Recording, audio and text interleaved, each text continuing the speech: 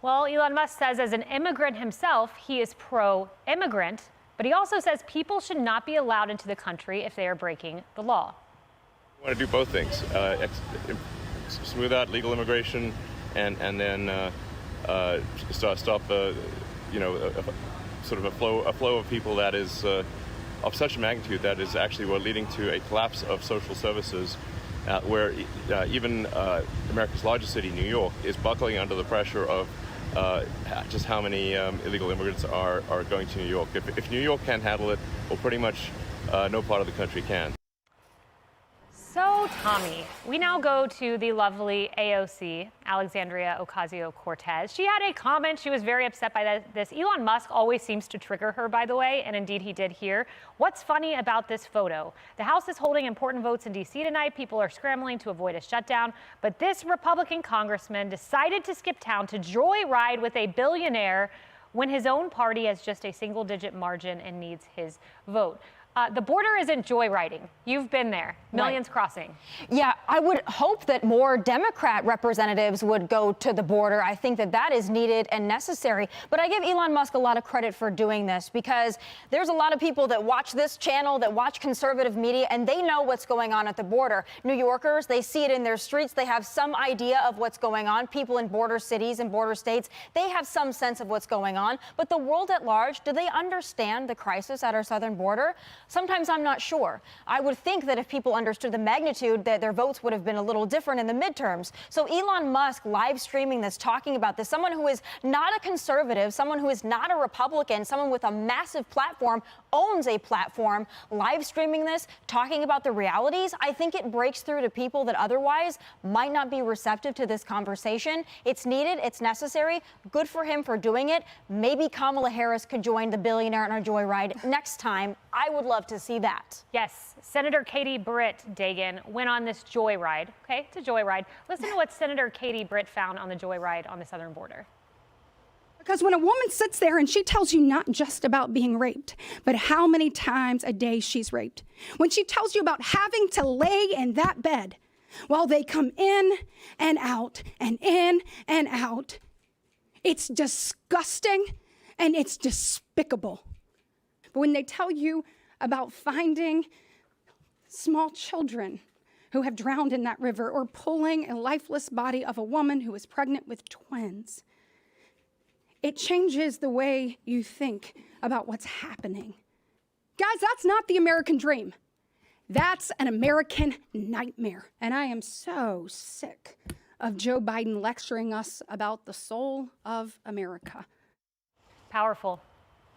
It really is powerful. Elon Musk goes to the border because he does care, and he has moved his business to Texas. Joe Biden was in Arizona yesterday and was roughly 150 miles from the border, and he did not go. And to what Alexandria Ocasio-Cortez was saying, her party, they continue to deny that the border is open. Ayanna Pressley just this past week made the comment that the border is closed, is secure. And this has been going on since the beginning of the Biden administration, that children are drowning and dying, that women are being raped over and over again because Joe Biden's border is open, that people are dying from fentanyl poisonings, tens of thousands every year, that cities are overrun, they're being financially crushed, that children in public schools from coast to coast are suffering because migrant children who can't speak English are in these schools. But all Biden and company have done is lie about the border being open and try to wordsmith this deadly catastrophe to massage the message and make it more palatable to their base and the media who is in their corner. You know what? This is plumbing the depths of evil, what Joe Biden is doing, and it's astonishing that they won't wake up to the calamity and the death. Yeah, and you know, Kevin, Senator Ted Cruz has a reason why he thinks they won't go to the border. Let's take a listen and get your thoughts. You cannot see what is happening and defend it. And by the way, the reason Biden doesn't go to the border, the reason Kamala Harris and other Democrats don't go to the border, because if they did, y'all would follow. The press would follow. And their only defense, they cannot defend what they're doing. Their only defense is to cover it up. Big cover up. So if you think about press cycles, and I look at it from a pragmatic point of view in a very partisan place that we are now, stories come and go every 48 hours. Not this one. This one is staying at the top quartile of all press every week now for 5 weeks. Because these images are really striking. And it's slowly becoming a bipartisan issue in debates, on news, and all news outlets, because when Elon Musk takes his own network, and he's got over 100 million followers, and says, I'm going to make it an issue, it becomes one. So if you look, I buy services, and so many advertisers like me do the same thing. We look on social to see how many minutes each topic stays. And they come and go about every 48 hours. This thing is growing every day. And why you care is, these are where the eyeballs are going to watch the issue, and that's how advertising dollars get chased. I don't want to make this about money, but it's becoming a big deal. And if you're running for presidency on either side of the aisle, you're going to have to deal with this one. This one's not going away. And it will become a top 3 presidential debate. It's around security. It's about the human race. It's about children. It's big.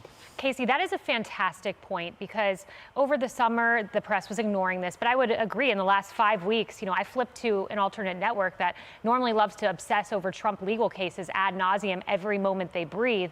But they had pictures of the southern border on. You have Mayor Adams calling them out, Governor Hochul saying we need more help, Democrat mayors across Texas, and leading to a Washington Post ABC poll showing only 23% approve of Biden on the border. He's got to do something.